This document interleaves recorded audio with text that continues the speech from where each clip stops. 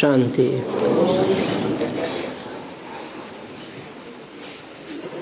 आज का रात्रि क्लास है 7 जुलाई 1968।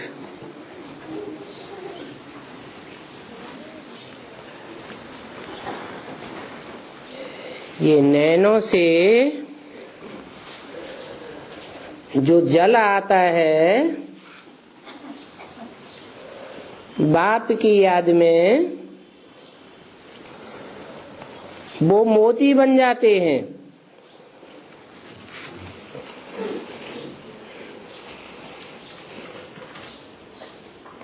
ये दिल की याद की यात्रा से बड़ी कमाई होती है।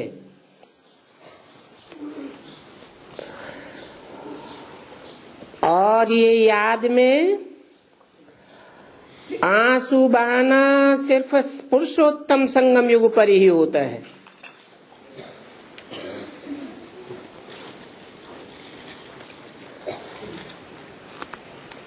और कोई संगम पर नहीं होता। ऐसे तो साधारण संगम भी होते हैं, सतयुग त्रेता का, त्रेता द्वापर का, द्वापर कलयुग का। परंतु ये है संगम युग में भी पुरुषोत्तम संगम युग, जहाँ पुरुषों में उत्तम उत्तम आत्माएं प्रत्यक्ष होती हैं और उनमें भी उत्तम से उत्तम पाठधारी बाप प्रत्यक्ष होता है।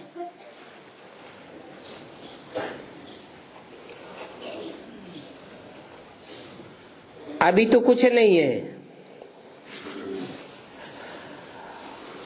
आगे चल के तुमको बहुत कशिश होगी।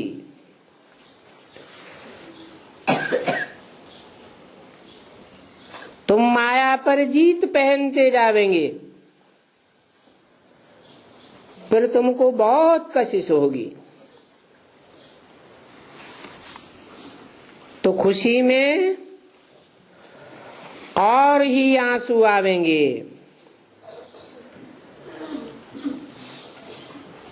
जबकि बाप द्वारा तुम्हारी सुख की सभी कामनाएं पूरी हो जाती हैं। ऐसे भी नहीं है कि ये लक्ष्मी नारायण एक दो को प्यार नहीं करते होंगे।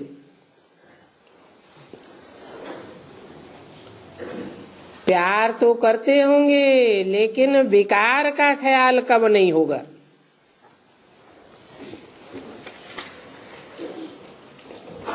ये तो देह अभिमान यहाँ होता है।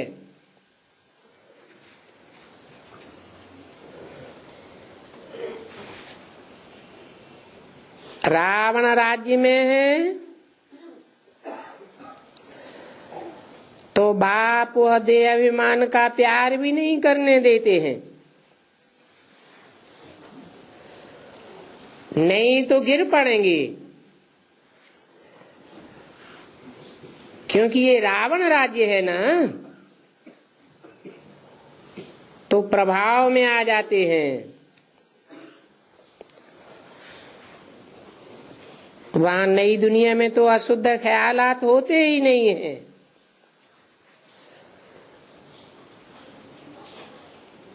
इसलिए यहाँ बच्चों को मेहनत करनी पड़ती है ऐसा बनने के लिए।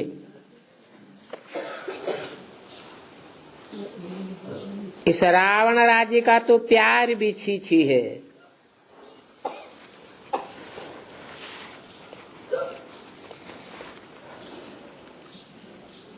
आशुक माशुक गाए हुए हैं, उनका शुद्ध प्यार था। खराब बातें दिल में नहीं आती थी,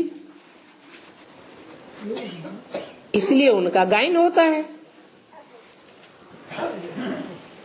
स्त्री पुरुष का प्यार तो होता है, परंतु वहां प्यार करने से गिरेंगी नहीं। और यहाँ तो गिर पड़ते हैं।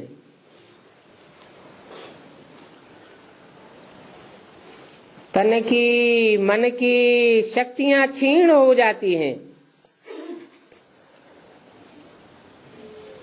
और वो नई दुनिया तो है ही निराली दुनिया, जहां कोई भी प्रकार की क्षीणता अनुभव नहीं होती। उसका नाम ही है स्वर्ग।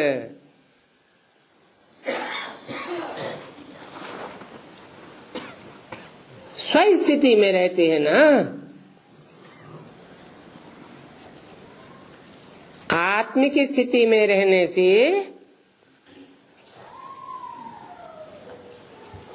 शरीर की शक्ति भी क्षीण नहीं होगी। ये तो दुनिया नरक है।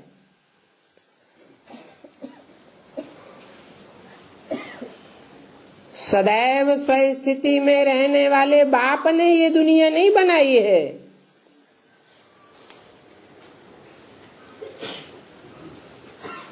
सदैव देह अभिमान में रहने वाले नरों की बनाई हुई ये दुनिया है।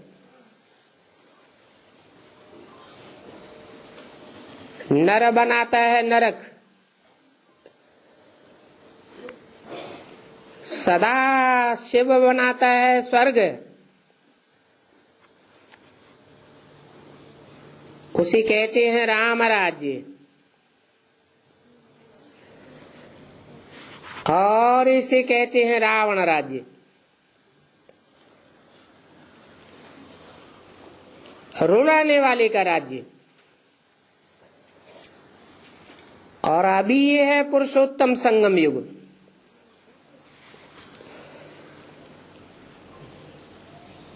तुम पुरुषोत्तम संगम युग पर बैठे हो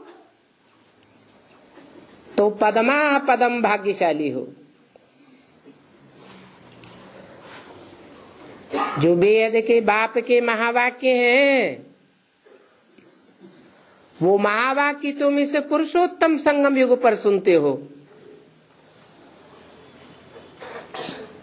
और युगों में तो मनुष्य गुरुओं के वाक्य सुनते थे,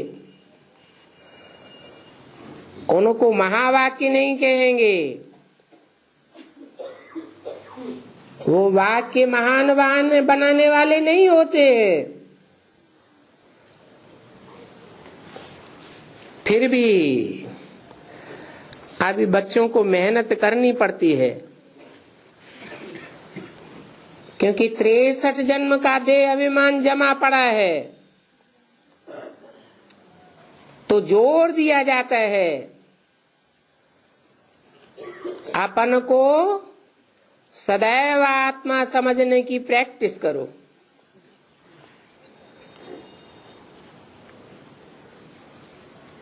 तो अंत मते सोगते हो जावेगी। अभी जितना जितना देह को याद करेंगे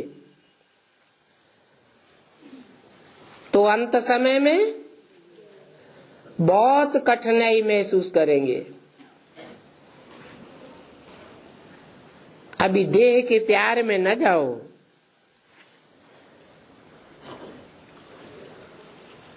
क्योंकि इस दुनिया में है अपवित्र प्रवृत्ति मार्ग,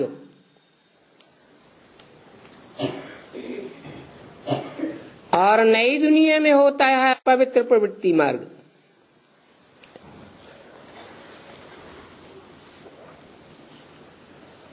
कितना ऊंच पद है।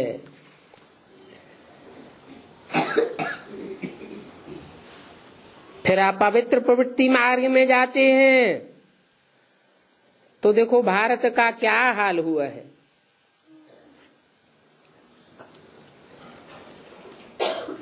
द्वापर युग से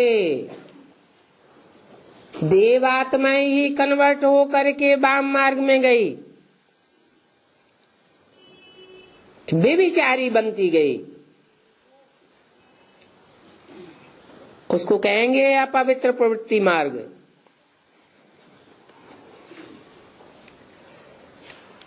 इस दुनिया में जो साहूकार देखने में आते हैं, उनकी साहूकारी भी अल्पकाल के लिए है। कितने साफ सुथरे देखने में आते हैं। बाप तो कहते हैं ये मृत्युलोक है, थोड़े टाइम के लिए है, इसको अमर लोक नहीं कहेंगे।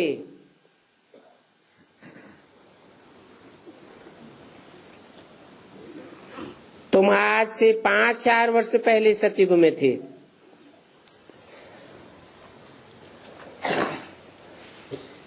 उस समय कहेंगे पक्का पक्का सतयुग, सत्य का युग।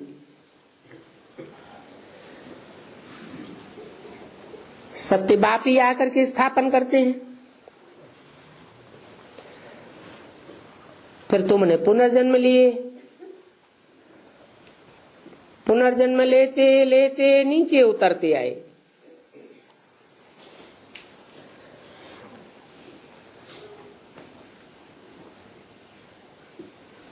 पुनर्जन्म लेने से नीचे कैसे उतरते हैं? क्योंकि आत्मा देह के द्वारा ही जन्म लेती है और देह की ही मृत्यु होती है। देह के द्वारा ही सुख भोगते हैं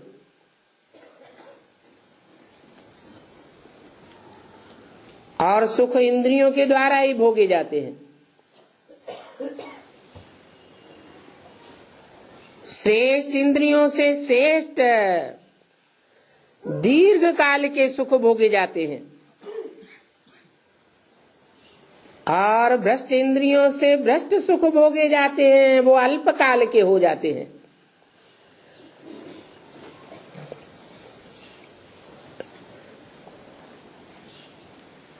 बाकी सुख भोगने से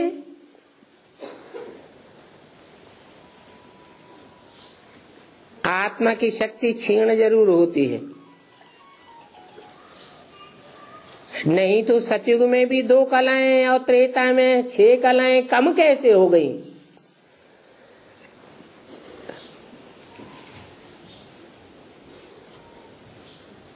आत्मिक स्थिति की गति गिरती जाती है क्योंकि देह के द्वारा सुख भोगने के आदि बनते जाते हैं। अभी बाप सिखाने आए हैं कि बल देह से कर्म करो, परंतु आत्मिक स्थिति पर सदा ध्यान रहना चाहिए। हम आत्मा हैं, आत्मा इन ऑर्गन्स के द्वारा ये कार्य करती है। ये तो जानते हो। झाड़ वृद्धि को पाता गया है क्योंकि आत्माएं ऊपर से नीचे आती जाती हैं और आने वाली आत्माओं की संख्या उत्तरोत्तर जास्ती होती जाती है। कमजोर से कमजोर आत्माएं नीचे उतरती आती हैं और उनके संग के रंग में नंबरवार देवात्माएं आती हैं।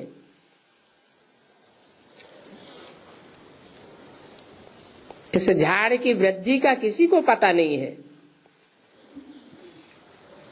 ये ऋषि मुनि आदि भी कुछ नहीं जानते।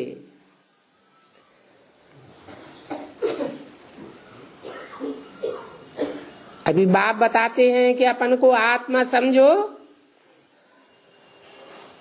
तो तुम्हारे जो विपरीत कर्म हुए हैं, पाप कर्म हुए हैं, वो कर्म भस्म हो जाएंगे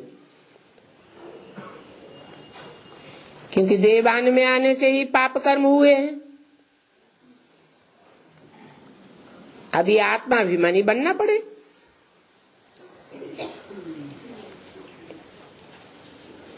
तो अपना चार्ट रखो, कितना समय बाप को याद करते हो।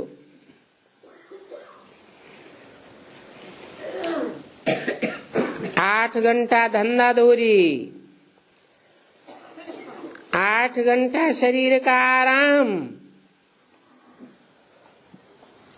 और 8 घंटा तो याद करनी चाहिए।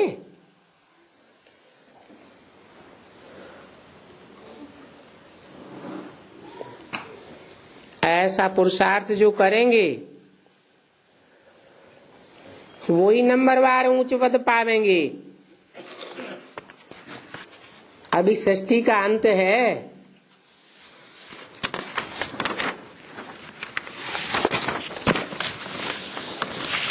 सात जुलाई 68 की वाणी का 3रा पेज।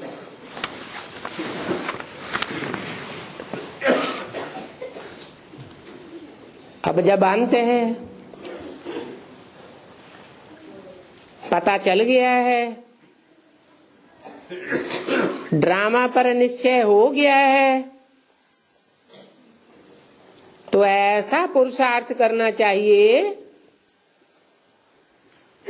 जो अंत समय में शरीर खुशी से छोड़े।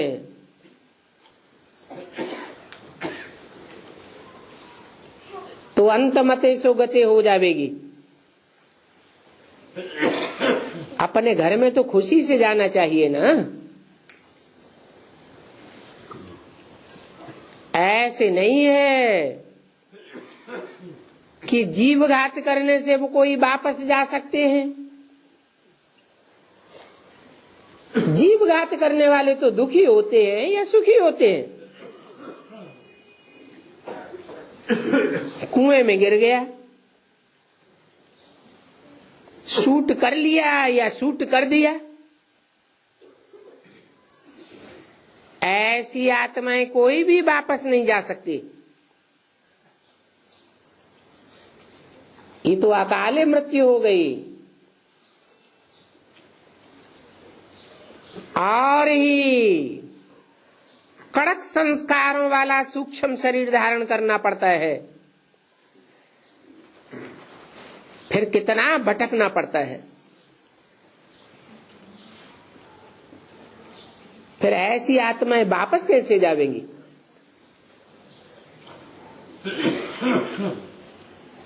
भटकते भटकते फिर दूसरा जन्म होता है। जन्म लेने से बालक बनेंगे,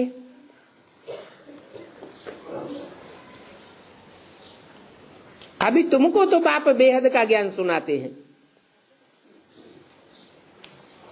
और इस बेहद के ज्ञान सुनने से, धारण करने से बेहद का सुख मिलता है।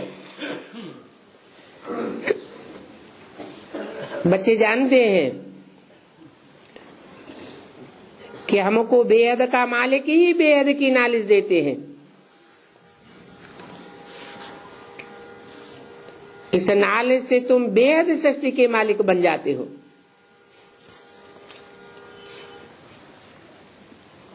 खुद कहते हैं कि मैं तो राजा रानी नहीं बनता हूं, मैं राजा ही नहीं लेता हूं, परंतु तुमको राजा ही देता हूं। तो ये खेल है और बेहद का खेल है। इस बेहद के खेल में अभी पुरुषोत्तम संगम युग पर बाप कहते हैं कोई और दूजम को याद न करो, माम एकम याद करो।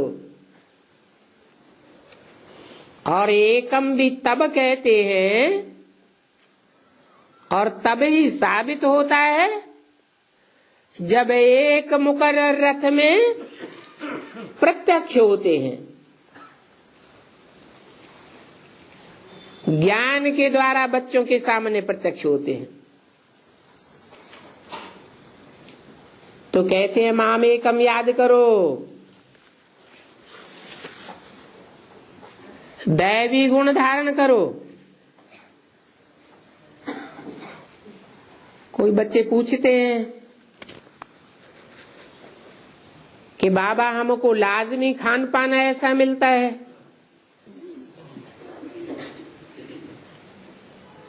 हमारी नौकरी ऐसी है, धंधा ऐसा है,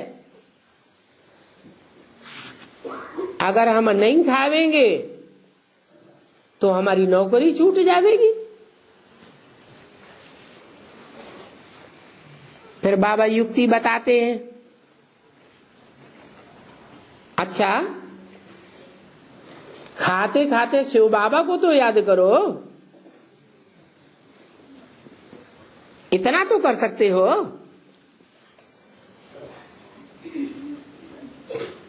याद के बल से तुम इसे आयरन एज पहाड़ को गोल्डन एज बनाते हो।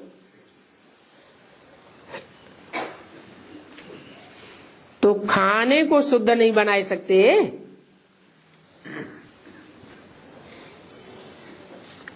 वहां नई दुनिया में तो सोने की खानियां भरपूर रहती हैं।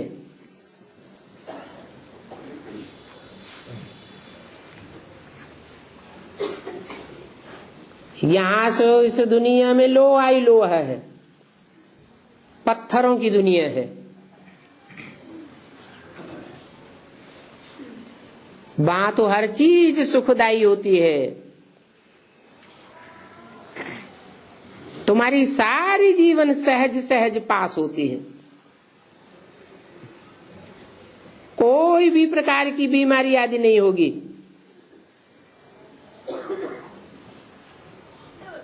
क्योंकि आत्मा रूपी बीज में ही कोई डिफेक्ट नहीं होता है। बाप तो ये जानते हैं कि तुम्हारी आत्मा ने बहुत धक्के खाए हैं भक्ति मार्ग में, और भगवान से मिलने के लिए तुमने कितनी मेहनत की है। धक्के खाते गए, दुख भोगते गए, भगवान से मिलने की मेहनत भी करते गए, परंतु भगवान को तो जाना ही नहीं।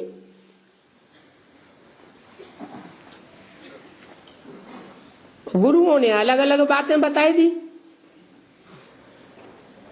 कोई ने कहा शिवोहम, कोई ने कहा ब्रह्मास्मि, कोई ने कहा परमात्मा सर्वव्यापी है। अब भगवान को तो कोई जानते ही नहीं है। जब जानते ही नहीं तो मिलेगा कैसे, और याद भी कैसे करेंगे। तो बाप कहते हैं आखिरी में मुझे ही आना पड़ता है।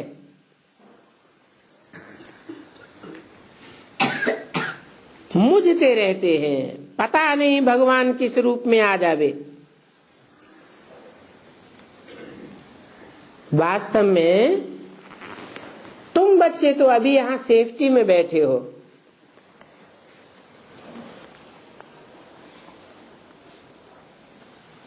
क्योंकि यहां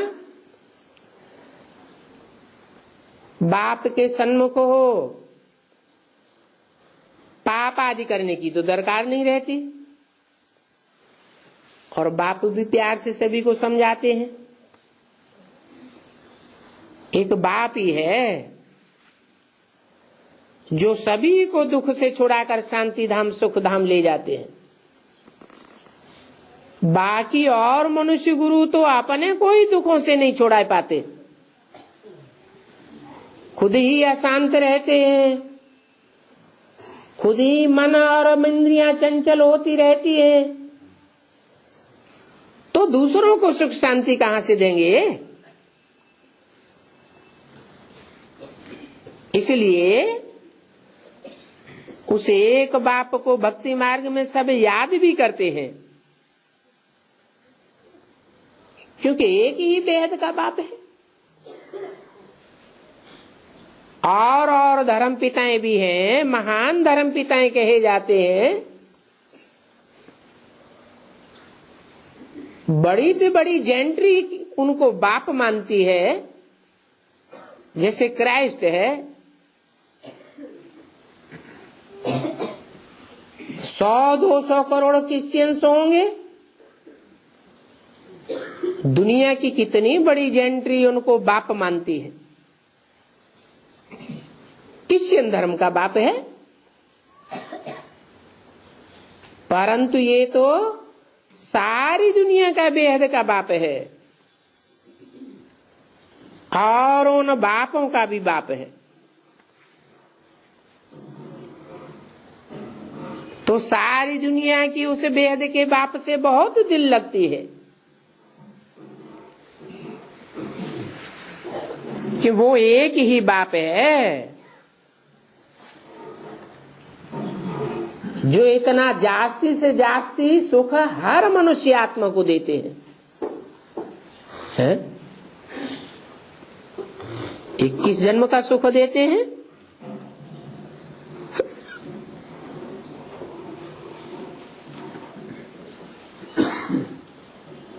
वो तो आधे कल्प का ही हुआ और ज्यादा से ज्यादा 10 करोड़ मनुष्य आत्मा ही भोगेंगी। तो हर मनुष्य आत्मा को जास्ती से जास्ती सुख कैसे मिलता है? बाप से। क्योंकि जो भी आत्मा बाप के घर से षष्ठी रूपी रंगमंच पर उतरती है तो कम से कम पहला जन्म जरूर सुख में रहती है। एक जन्म में उसको कोई भी प्रकार का दुख नहीं होता। हाँ, पराये शरीर में प्रवेश करती है, जिसमें प्रवेश करती है उसको दुख हो सकता है, बाकी प्रवेश करने वाली आत्मा को कोई दुख महसूस नहीं होता।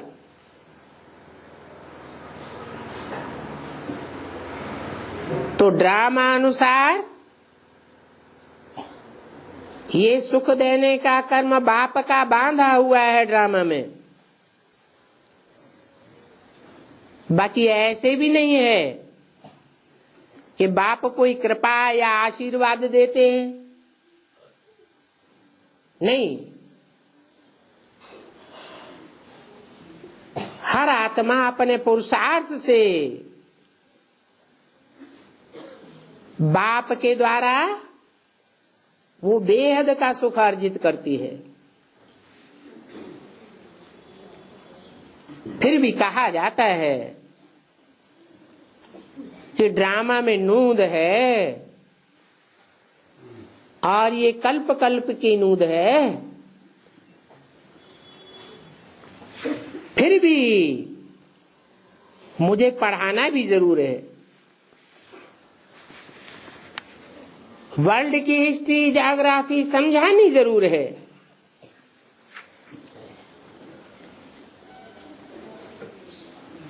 तुम अधूरा पढ़ते हो।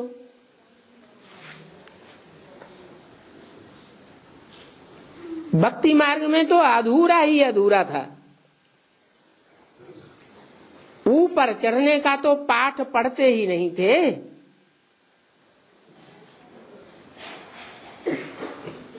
क्यों नहीं ऊपर चढ़ पाते थे?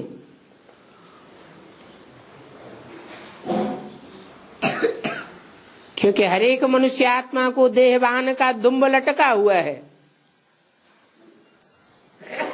अनेक जन्मों का पाप सिर पर चढ़ा हुआ है, तो बोझ वाला ऊपर कैसे चढ़ेगा? तो बाप आकर बोझ उतारने की युक्ति बताते हैं। अपन को हल्की फुल्की आत्मा समझो। 5 तत्वों की बनी हुई देह वो भारी होती है। आत्मा कोई 5 तत्वों से बनी हुई नहीं है।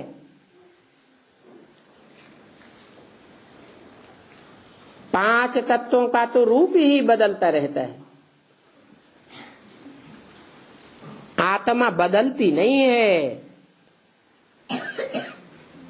सिर्फ सतो प्रधान से तमो प्रधान बनती है। तो उन मनुष्य गुरुओं ने तो ऊपर चढ़ने का पाठ ही किसी को नहीं पढ़ाया। बल भक्ति मार्ग में उनके फॉलोअर्स कहते हैं हमारा गुरु पार निर्वाण गया, महात्मा बुद्ध पार निर्वाण गए। परंतु पार तो कोई जाता ही नहीं है। और पार जावेगा तो क्या अकेला जावेगा? अपने शिष्यों को भी तो ले जाना चाहिए ना। नीचे उतरने का ही पाठ पढ़ते आए। ये वेद की नॉलेज तो तुमको अभी ही मिलती है,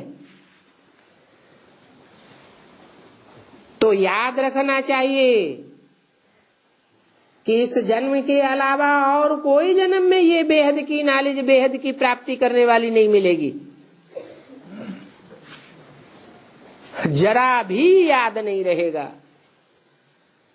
न नॉलेज याद रहेगी, न बाप याद रहेगा। बाप का असली रूप, मुकर्रर स्वरूप तुम अभी ही जान सकते हो। इनको भी ये पता नहीं है, भक्ति मार्ग में भी पता नहीं था।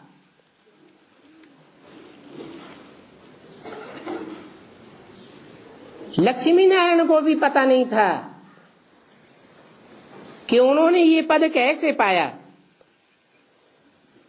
और तुमको तो अभी मालूम है।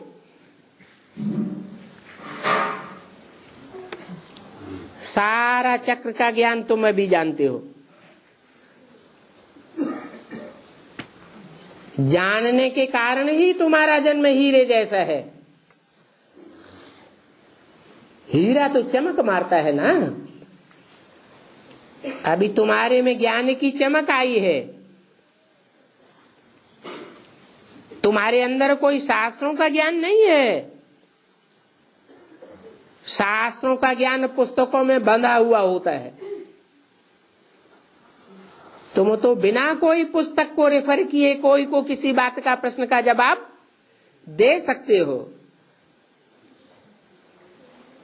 तो तुम्हारा हीरे जैसा जन्म है, बहुत वैल्यूबल जन्म है। जैसे हीरे होते हैं, एक से एक वैल्यूबल हीरा होता है, तो तुम बच्चों को कितनी खुशी होनी चाहिए। और ये हीरे जैसा जन्म, ये अमोलक जन्म तुम इस संगम युग पर ही प्राप्त करते हो। ऐसा न हो कि जन्म लेने के बाद फिर मृत्यु को प्राप्त हो जाओ। अनिश्चय हुआ तो मृत्यु हो जाती है। निश्चय बुद्धि विजयते, अनिश्चय बुद्धि विनश्यते। आगे चल करके जब सतो प्रधान तक आवेंगे, अभी उल्टी सीढ़ी चढ़ते हो ना। जब सात्विक स्टेज के पुरुषार्थ तक पहुंचेंगे तो उसकी निशानी क्या होगी? है बहुत खुशी में रहेंगे। तुम्हारी खुशी का पारावार नहीं रहेगा। दुनिया हाय हाय करेगी और तुम वाहवाही में रहेंगे।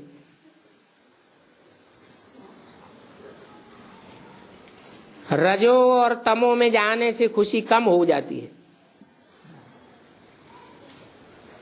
अभी ब्राह्मणों की संगम युग दुनिया में भी शूटिंग होती है। शूटिंग पीरियड में जो जितना तमो प्रधान बनते जाते हैं संग के रंग में आने से, उतना खुद भी दुखी अनुभव करते हैं, दूसरों को भी दुख देते रहते हैं। कहते हैं हम भगवान के बच्चे हैं, परंतु भगवान के बच्चे सुख देंगे, सुख लेंगे या दुख देंगे? अभी बाप कहते हैं माम एकम याद करो। मूल बात क्या है? सब ताजी हरि भजो। फिर संशय की कोई बात नहीं रहती है। एक बाप मिला, बाप को पहचाना, तो बाप में ही प्यार जाना चाहिए। तो अभी बाप कहते हैं मुझे याद करो, तो तुम्हारे सभी पाप कट जाएंगे। ये गीता का युग है, और युगों को गीता का युग नहीं कहेंगे। वहां कोई गीता ज्ञान नहीं सुनाया जाता। ये संगम युग ही है, जब गीता का भगवान आकर के गीता का ज्ञान सुनाते हैं। ये गीता का ज्ञान और कोई भी मनुष्य मात्र नहीं सुना सकता। बाप कहते हैं मैं हर कल्प के संगम युग पर ही आता हूं। उन्होंने तो लिख दिया है संभवामि युगे युगे, हर युग के संगम पर आता हूं, परंतु ऐसे तो है नहीं। ये संगम का वृत्तांत भी अभी का है।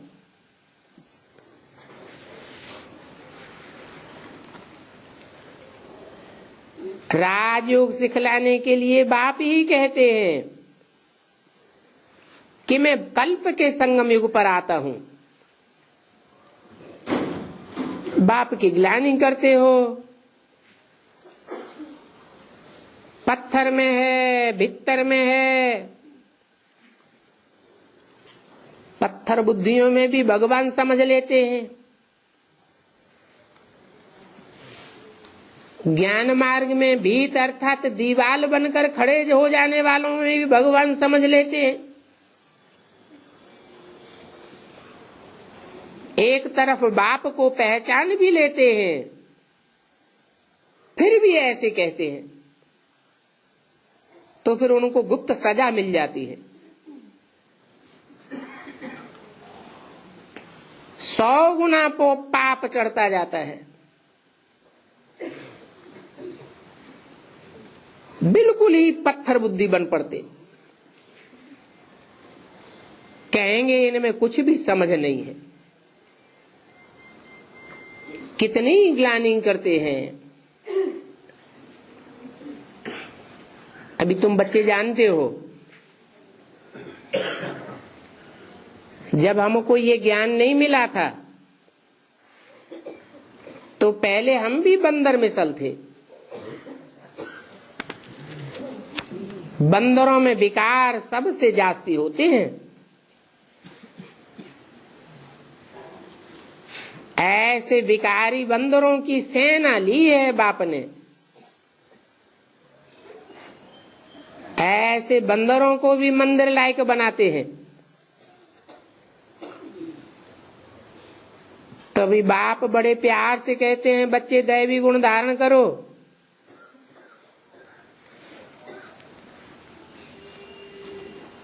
पहले तो इस रथ को दैवी गुण धारण करने पड़े।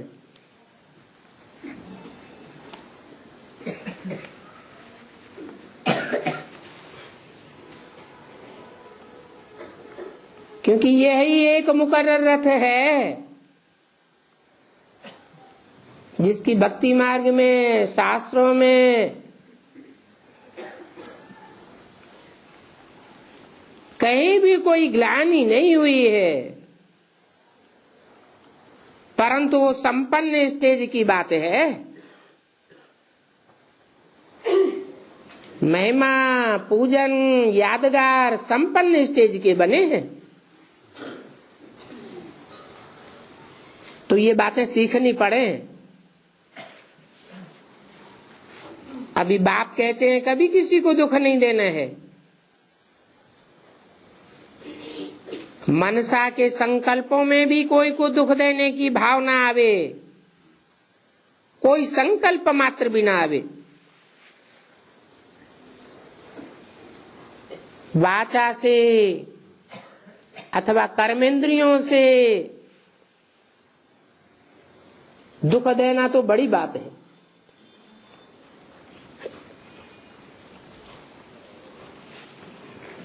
ऐसे भी नहीं कि मनसा वाचा कर्मणा किसको रिझाना नहीं है,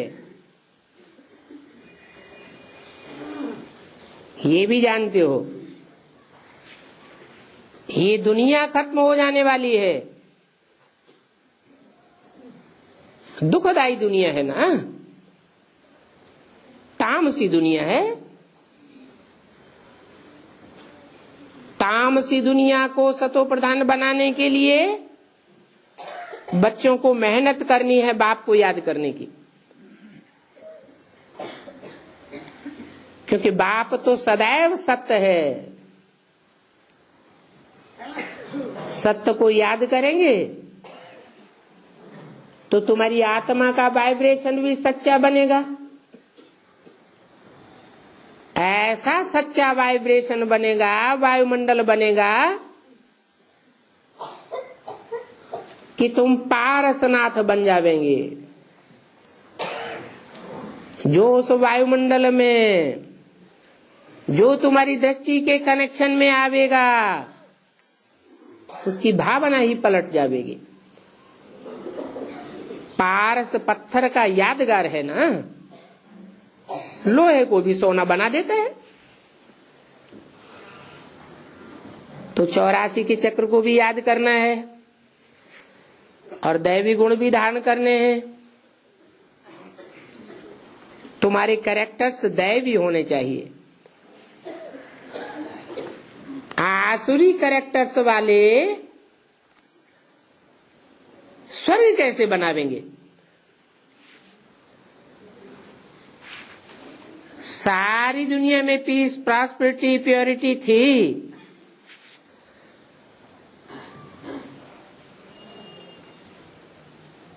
फिर देवताएं तो देखो क्या होते हैं। कहते भी ये तो जैसे देवता है, देवता माना ही उनमें दैवी गुण है। तो अभी तुम मनुष्य से देवता बन रहे हो। मनुष्य आसुरी गुण धारण करता है तो राक्षस बनता है, शैतान बनता है, और दैवी गुण धारण करता है तो देवता बनता है।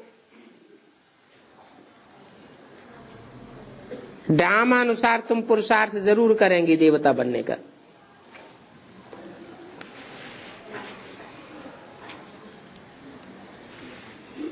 है सारी संग के रंग की बलिहारी। अच्छा, बच्चों को गुड नाइट। रूहानी मीठे मीठे बच्चों को रूहानी बाप का नमस्ते। ओम शांति। आज का प्रातः क्लास है 8 जुलाई 1968।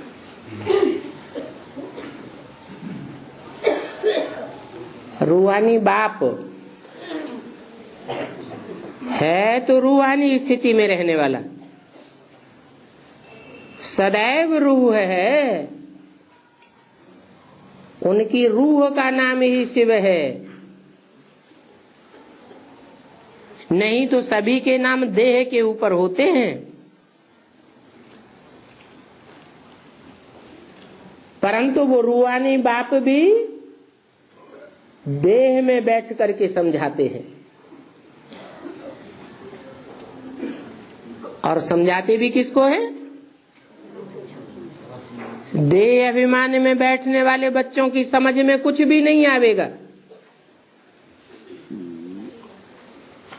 रूहानियत की स्टेज में जो रहने वाले बच्चे हैं उन बच्चों को ही समझाते हैं। और रूहानी बच्चे ही इन कानों द्वारा सुनते हैं। वेद का बाप बच्चों को कहते हैं कि अपन को आत्मा समझ करके बैठो।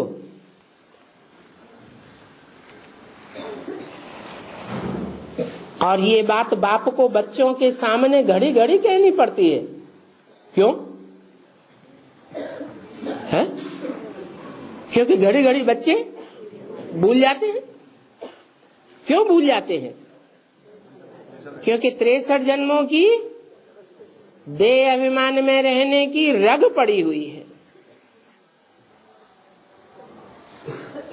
जिनकी बुद्धि बाहर में चक्कर लगाती होगी वो बाप की बात सुनने से झट स्थिरियम हो जाएंगे। अपन को आत्मा समझ करके सुनेंगे। बच्चे समझते हैं कि हम तो आए ही हैं यहाँ देवता बनने के लिए।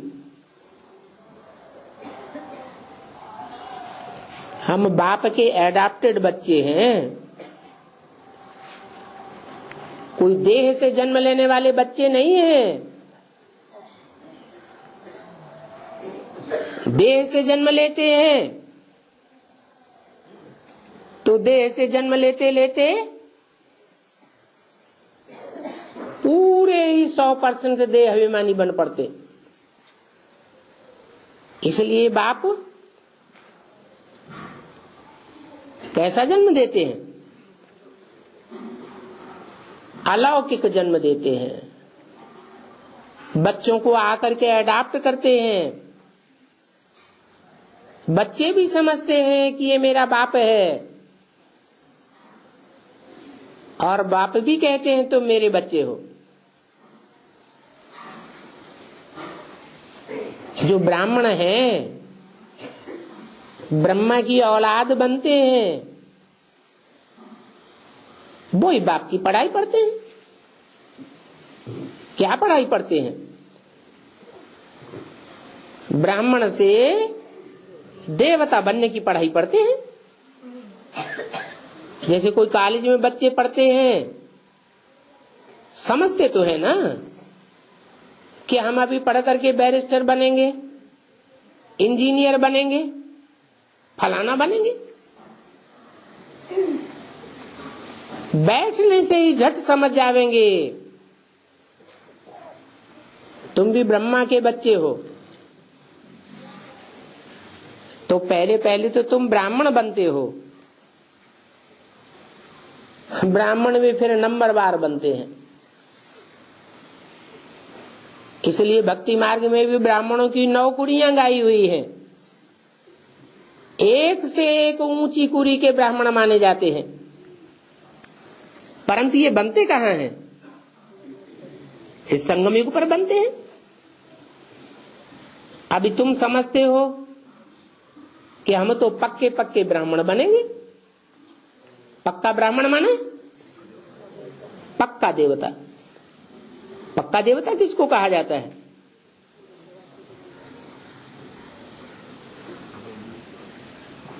पक्का देवता सिर्फ 84 जन्म लेने वालों को कहा जाता है। स्वर्ग में कम जास्ती जन्म तो होंगे ना, परंतु पक्के देवता वो ही बनेंगे जो पूरे 84 जन्म लेंगे। जिनके लिए गाया हुआ भी है, मनुष्य से देवता किए करतन लागी वार। परंतु ऐसे देवता कौन मनुष्य बनते हैं? ये जो हिंदू कहे जाते हैं वो सभी हिंदू तो देवता नहीं बनते हैं। क्यों?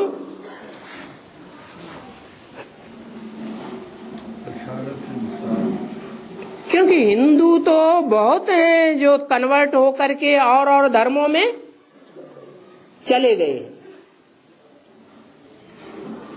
हिंदू ही दूसरे धर्मों में कन्वर्ट हुए हैं तो दुनिया की आबादी बढ़ी है।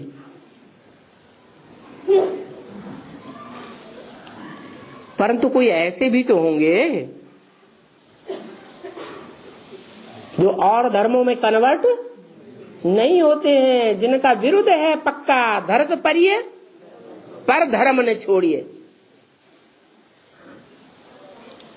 क्योंकि भगवान बाप ने हमें बता दिया, और धर्म मनुष्य गुरुओं के स्थापन किए हुए हैं, और ये देवता धर्म भगवान आकर के स्थापन करते हैं।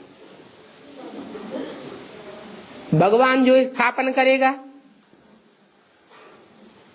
वो पक्का स्थापन करेगा या कच्चा स्थापन करेगा? पक्का स्थापन करेगा। फिर ये कच्चे कन्वर्ट होने वाले हिंदू कहां से आ गए? ये हिंदू धर्म कहां से आ गया?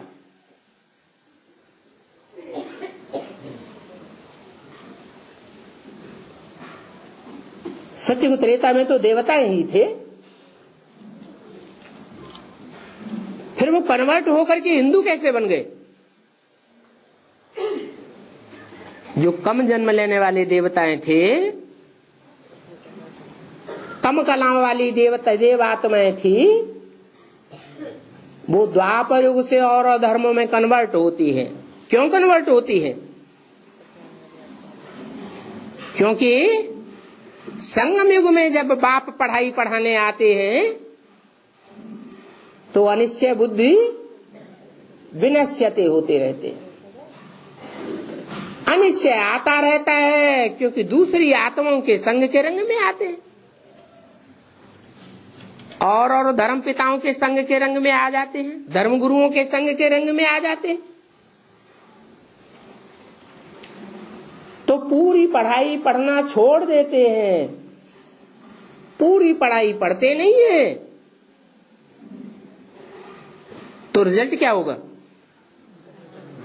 कम मार्क्स से पास होते हैं, कच्चे देवता बन जाते हैं।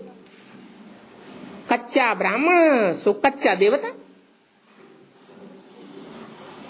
वास्तव में हिंदू तो कोई देवता है नहीं, ऐसे ही कहते हैं हम हिंदू हैं।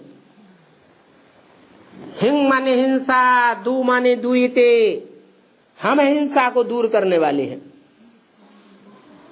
और धर्मों में कन्वर्ट हो जाते हैं तो व्यभिचारी की हिंसा बढ़ती है या घटती है? जितना जितना व्यभिचारी बनते जाते हैं हिंसा और ही बढ़ती जाती है।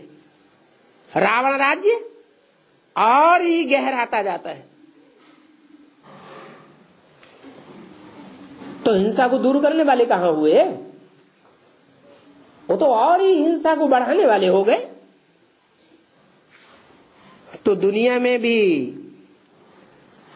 हिंसा बढ़ रही है या घट रही है?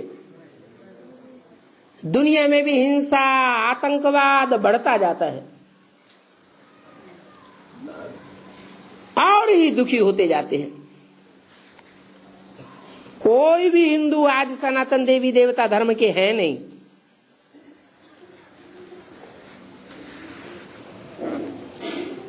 कोई से भी पूछो हिंदू धर्म किसने स्थापन किया,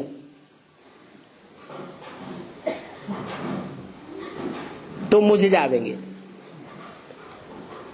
फिर उनको बताना पड़े।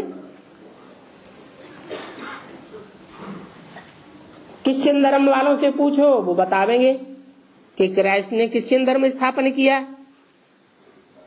बौद्धियों से पूछो, वो कहेंगे हमारे धर्म पिता का नाम महात्मा बुद्ध। मुसलमानों से पूछो, वो कहेंगे मोहम्मद।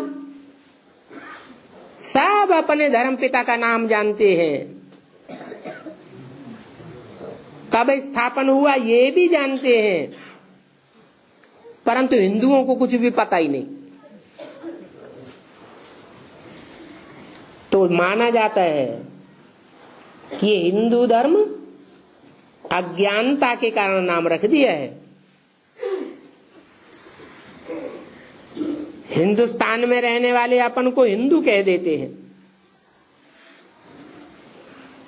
वास्तव में भारत नाम है।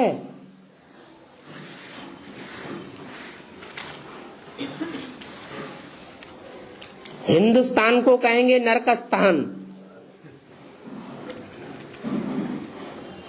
नरक का स्थान हो गया।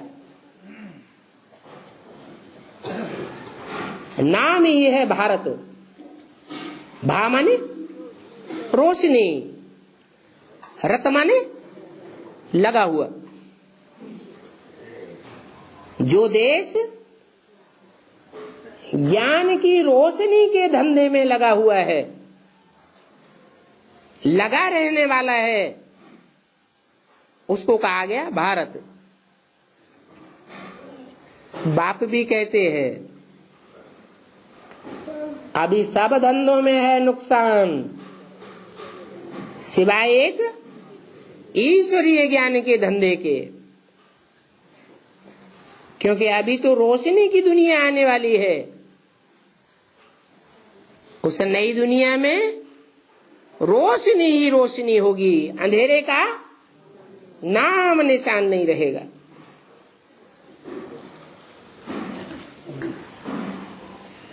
भारत सचखंड था, सच्चाई को ही ज्ञान कहा जाता है, झूठ को अज्ञान कहा जाता है। इसको हिंदुस्तान खंड नहीं कहेंगे, ये तो है ही भारत खंड। तो उन्हों को भी ये पता नहीं है ये कौन सा खंड है। अपवित्र होने के कारण अपन को देवता तो कह ही नहीं सकते। तो देवी देवता धर्म ही नाम लोप हो गया, सनातन धर्म जैसे कि लोप हो गया, क्योंकि पवित्रता तो है ही नहीं। देवी देवताएं तो पवित्र थे, और ऐसे भी नहीं कि पुरुष ही पवित्र थे, स्त्रियां अपवित्र ही होती थी। जैसे तुलसीदास जी ने लिख दिया कि स्त्रियों में तो ये अवगुण रहता ही है। कविता बनाई दी, साहस, अनर्थ, चपलता, माया, भय, अविवेक, अशौच, अदाया। स्त्री कितनी भी पवित्रता रखे, परंतु उसमें अशौच तो रहेगा ही। अरे शुचिता नहीं रह सकती। ये किस आधार पर कह दिया है? क्योंकि द्वापर युग से मैथुनी षष्ठी जब से आरंभ हुई है, तब से ये स्त्री जाति का हाल हुआ है। नहीं तो अपवित्रता का नाम निशान नहीं था स्त्रियों में, अशौच की बात ही नहीं। ये एक ही कमी आने से आज सारी दुनिया में स्त्री जाति आधीन बन गई। नई दुनिया में तो स्त्री और पुरुष दोनों ही पवित्र थे, परंतु अभी वो धर्म नहीं है। और धर्मों का फैलाव हो गया है। जिन देह अभिमानी धर्मों की स्थापना देह अभिमानी मनुष्य गुरुओं ने की है। बुद्ध का बौद्ध धर्म, इब्राहिम का इस्लाम धर्म, क्राइस्ट का क्रिश्चियन धर्म, बाकी जो हिंदू नाम दे दिया है वो तो कोई धर्म है ही नहीं। और धर्म वालों से प्रभावित हो गए हैं, उसको हिंदू धर्म कह दिया। तो ये हिंदू धर्म हिंदुस्तान नाम के ऊपर रख दिया है। ये हिंदुस्तान नाम तो फॉरेनर्स ने रखा है,